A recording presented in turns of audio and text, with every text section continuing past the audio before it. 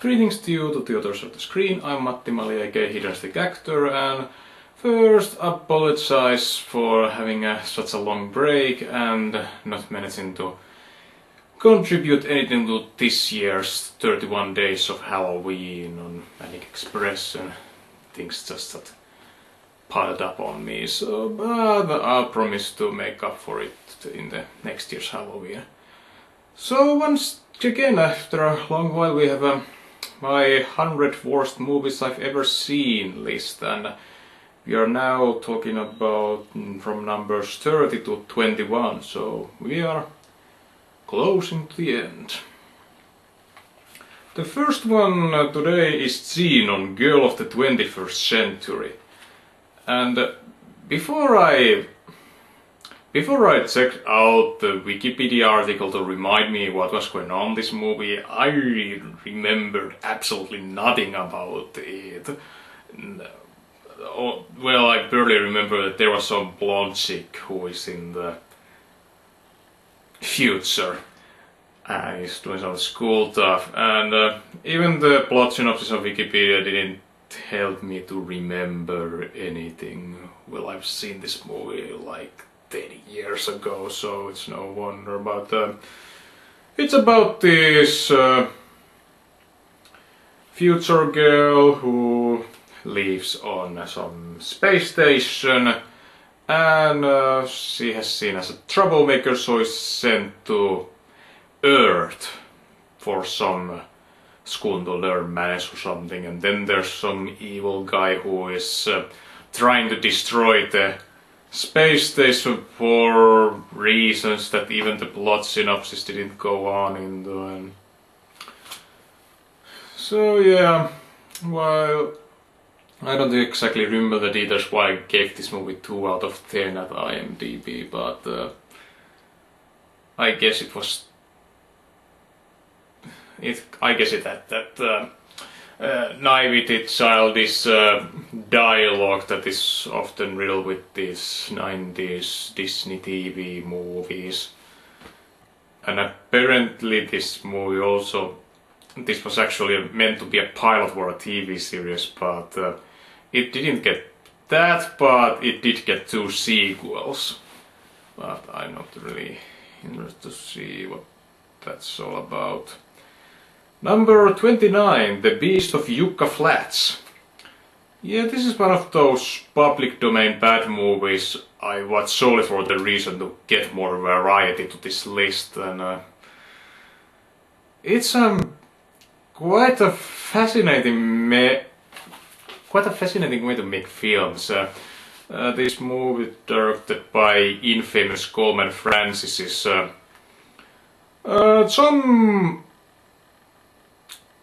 I think some alien turned some cop guy played by Tour Johnson into a monster who roams around the deserts, and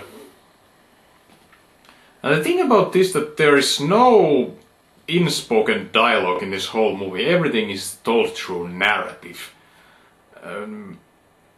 It's kind of makes it really boring and really fascinating at the same time. First of all, because I have never seen a movie made in this style, and I can only wonder what a good movie made in this style would look like. But it's kind of, they're effective. The amateur is plot construction and performing in this movie, and this narrative which brings boredom, but then in its uniqueness is kind of an interesting. It kind of nullifies both of its good and bad aspects and make it prevents it from getting lower, even though this movie contains many such elements that I would cross harder, but it's just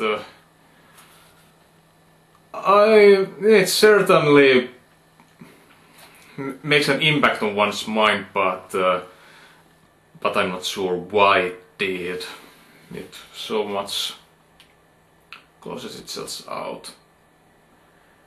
So while it didn't have a dialogue to ruin it. The narration, yeah, kind of over dramatic and clumsy and, as I said, monotone. And when you add monotoneness into the poor dialogue, you get restless tree, or addiction as it is known in the English-speaking world. Yeah, I reviewed this Finnish melodrama about 3 years ago in my Tales from the North series, and my opinion about it pretty much stands. Yeah, in this, those who don't remember, it has this businesswoman, this who is working on advertising by Meek Road, who likes to sleep with guys a lot because she's a sex addict and can't really control it, kind of. And there's this husband named by Nickeling who has done some good movies, but he's not good in this.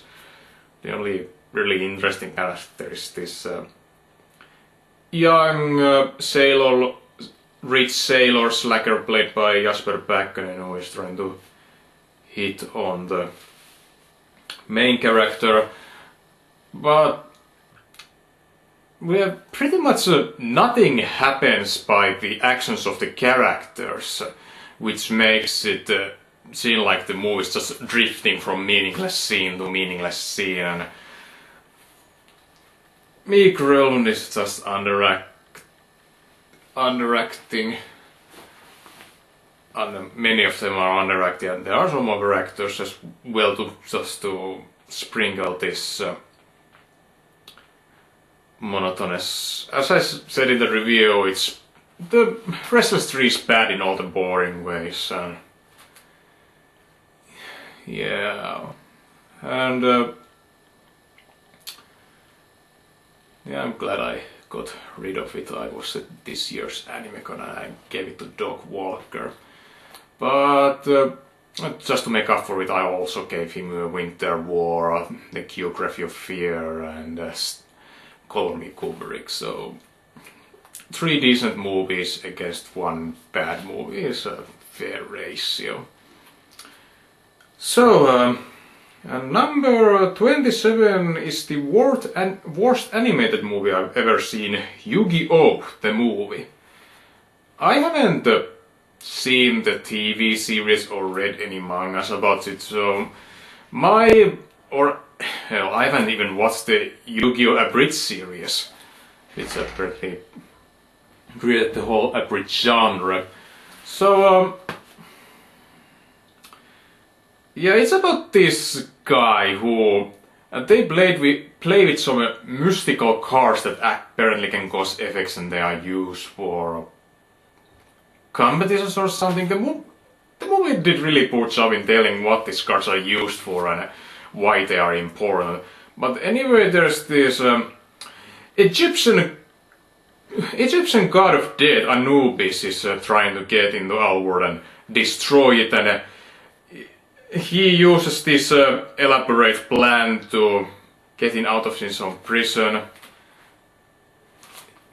Yeah, it has been a really long while since I've seen this movie, but based on the synopsis I read from Wikipedia, the plot is messy and makes really no sense. And well, I have seen with the English dub, so I can't judge on the original voice acting, but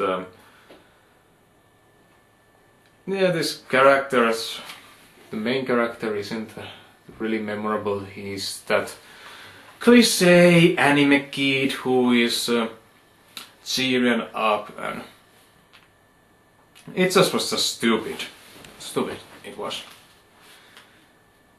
Yeah, today's list has many of those movies where I have watched them so long a time ago that I don't remember them.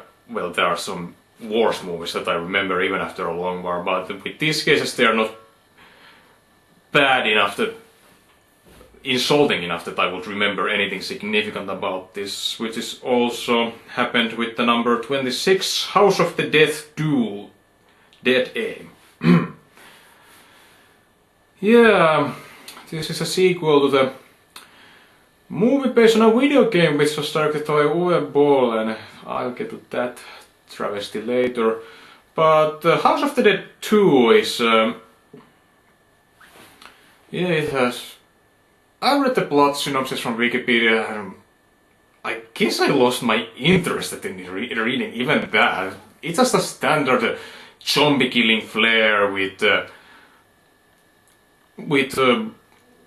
special operations teams who are going to some, I guess it was high school, and where they try to save some survivors or get some serum to cure this or something. And I remember it had kind of a crappy downer ending. It apparently, the cast includes Emmanuel Vaugier, which was also in Uwe Boll directed Far Cry adaptation, and rapper Sticky Fingers. Yeah, it's just all kind of planness, and apparently they were going to make a third House of the Dead movie, but eventually that ended up to be a movie called Dead and Deader, and had everything that was House of the Dead related was removed from it. And I haven't played any of the House of the Dead games, nor have I any interest. It just seems like a corny laser gun action with this legendary lines of "Goldman, you know what you're doing? The darkness have overcome to protect the life cycle." Well, the next one is much more interesting. Shadow of the Eagle. The Shadow of the Eagle is this Finnish epoch from the beginning of the 20th century, when Finland was still occupied by Russia, and it's about this writer guy played by Mikko Leppilampi who is escaping from the local militia, and he has a loved one played by Helena Vierikko, and who is a priest's daughter, and it's also a musical, which is a rather interesting thing, because as I've mentioned in some other review, musicals are a rare genre in Finland, and they usually are reserved for kids movies. So seeing it musically used in this movie more aimed to adults is refreshing. Unfortunately, the music just sucks. The melody, the words are kind of a word salady, and the melodies. Well, I'm not going to into too much detail about this movie because I am intending to review it rather soon. Probably somewhere in the first quarter of the next year, but I'll return to it later. Number 24, Dead or Alive. Yes, this is also based on a video game, and this time it's a fighting game. And once again, I haven't played it. I don't usually play fighting games. I see fighting games more as a party game, and I don't usually play many multiplayer games either, so I don't play fighter games. And because the plots are usually rather thin, I mean, at least in something like Mortal Kombat, there's an actual reason why there is this huge tournament, and it has some meaning, because if the humanity loses the tournament, it basically means that the underworld can get. So the stakes are high in Mortal Kombat, but Dead or Alive, not really. There's some cloning stuff, and this evil tournament host played by Eric Roberts, yeah, he wants to create the ultimate army, and yeah, the fact that he's up to no good is not really a spoiler, because anyone who's seen much of movies can guess that from Kyle Myers beforehand. And there's just lots of women, including Devon Aoki plays the, was it Kasumi, who is this Japanese princess or something, and Jane Presley, Holly Valance, Sarah Carter, Natasha Malte. There's the American girl, was it Tina Armstrong? With her father is also, with a wrestling guy is also tournamenting there. And then there's some other chicks who I don't remember anything about. Well, there's a good review about this made by Noah Antweiler, and I recommend you to watch that. You get quite good image of what it's like. But apparently it's fairly faithful to the source material, which apparently is also quite a dumb thing. Yeah. Number 23, Street Fighter, The Legend of Chun-Li. Well, I understand where this new movie from 2009 came. I understand why the people wanted to make it. Because Casino Royale and Batman Begins had made this gritty reboot thing where it's more mature and not that kind of kiddie action stuff that was Batman and Robin or what Die Another Day had become. I wanted to make more grounded thing. And I guess the makers of Street Fighter The Legend of Chun-Li want to do that and make Street Fighter more grounded. Because, well, I have no clear image of what the plot progression of the game series is. And again, I haven't played those. But the 90s movie, yeah, it was kind of a silly and stupid, but well, it was funny in a stupid way. I mean, stupid way, but still funny. The problem with this other Street Fighter movie is that it takes itself way too seriously. But yet it still includes such an element as magic, which is introduced like in the half point of the movie. And I also understand why Chun-Li is made the main character, even though in the series it's Ryu, because, well, Chun-Li is more interesting, as she's an Interpol agent from China who is looking for the M. Bison business, who is in this version is a businessman. I'm not sure. Yeah, maybe.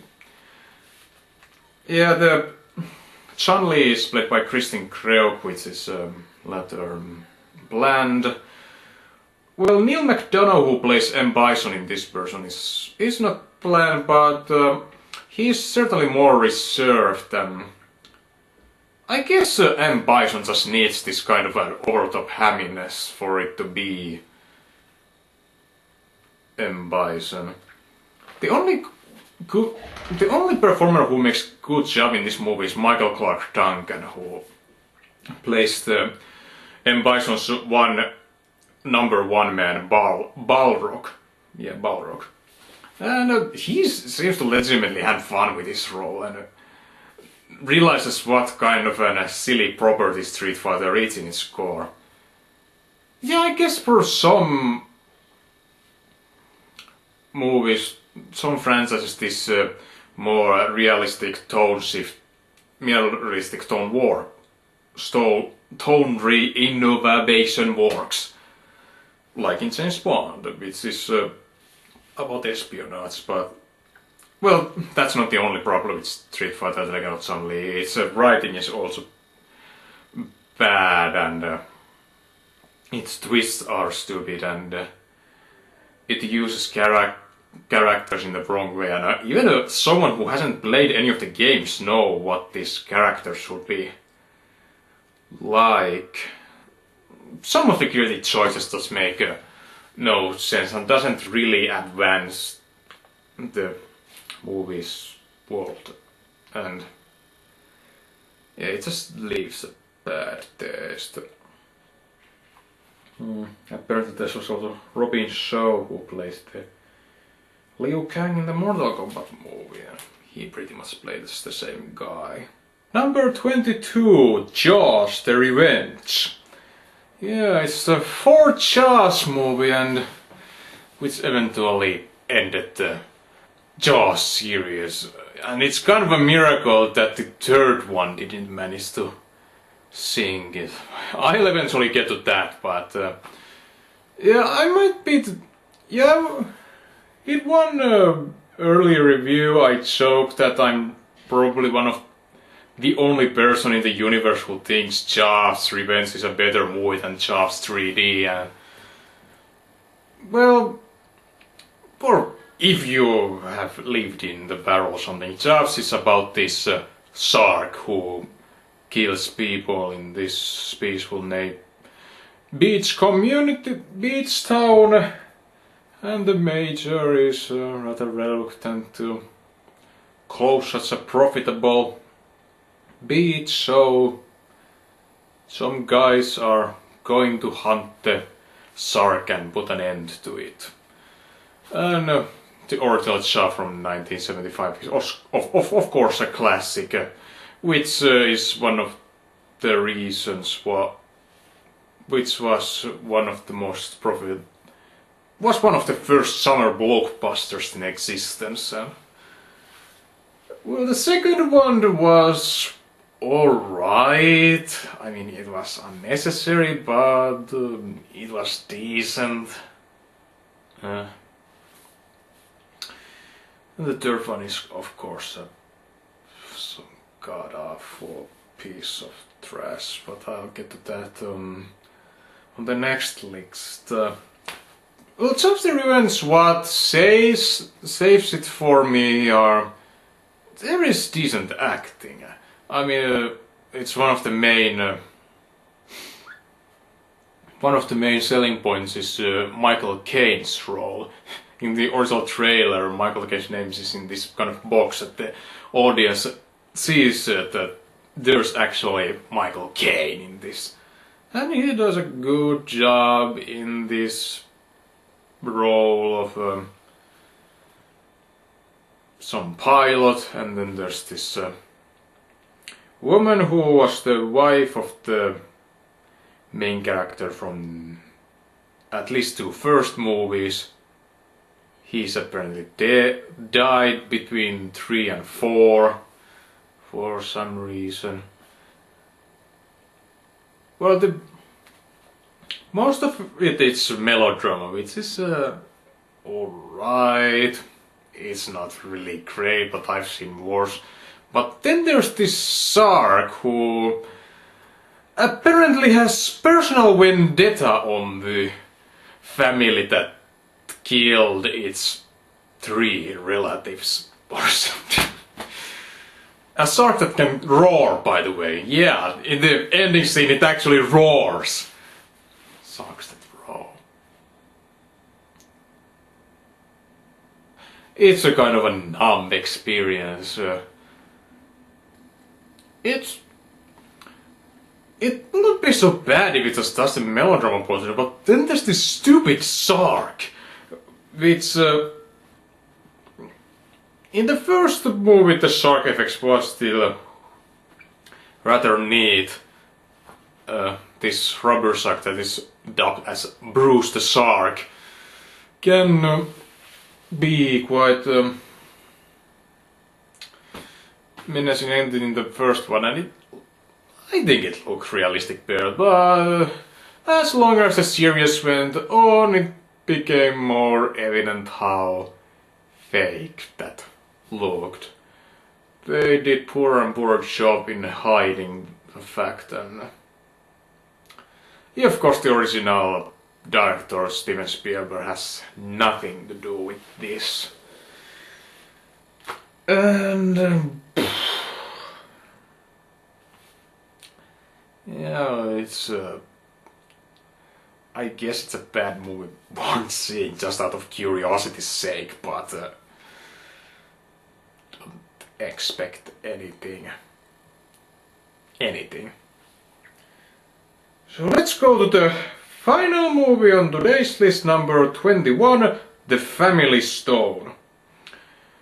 I saw this romantic comedy in writing class about 5 to 6 years ago, And I guess that's kind of makes my view of the movie biased, because we had watched this movie because so that the teacher could point out every single narrative problem that this movie had. So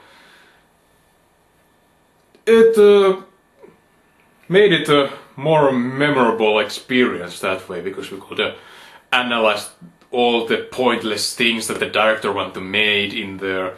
But these characters, when they are in love, they always fall because they hurts in them. But why? Why is it? Why that symbolism is there? And all kind of that stuff we went through. So it's a movie around Christmas. There's this woman played by Sarah Jessica Parker. Who has conservative values, and she's with his would-to-be husband Dermot Mulroney, who is played by Dermot Mulroney, the same guy who played Big in Sex and the City. Yeah, that's happened to them. And the Dermot Mulroney guy's family, who is last name is Stone, is kind of this liberal hippie kind of an community. Not hippie, but certainly eccentric kind of liberals, and naturally this causes some schism between them. And then there's the Stone mother is played by Diane Keaton. And there's also Claire Danes, Rachel McAdams, Craig T. Nelson, Luke Wilson, Brian White. Yeah, but eventually this kind of an square drum where Parker's character gets attached to the Luke Wilson character, who is a local. What was he? Janitor? Anyway, some local dude who drives on trucks or is someone's relative, and then the Dermot Mulroney guy. Oh yeah, I think Luke Wilson was Dermot Mulroney's brother. Yeah, that was it. And of course, he also is getting some keen interest to some other character that is someone's distant acquaintances. Yeah, the plot isn't anything groundbreaking, but what makes it especially bad are all kind of illogicalities and meaningless symbolism. And I particularly remember the ending where the focus is on the wrong characters who weren't even the central focus of this whole mess. They were just a weird note to end on. And of course there's the movie is rather, what I do remember of it, it was like a slow moving, but then there's in the end there's this sudden chasing finale, which is awkward and painfully unfunny.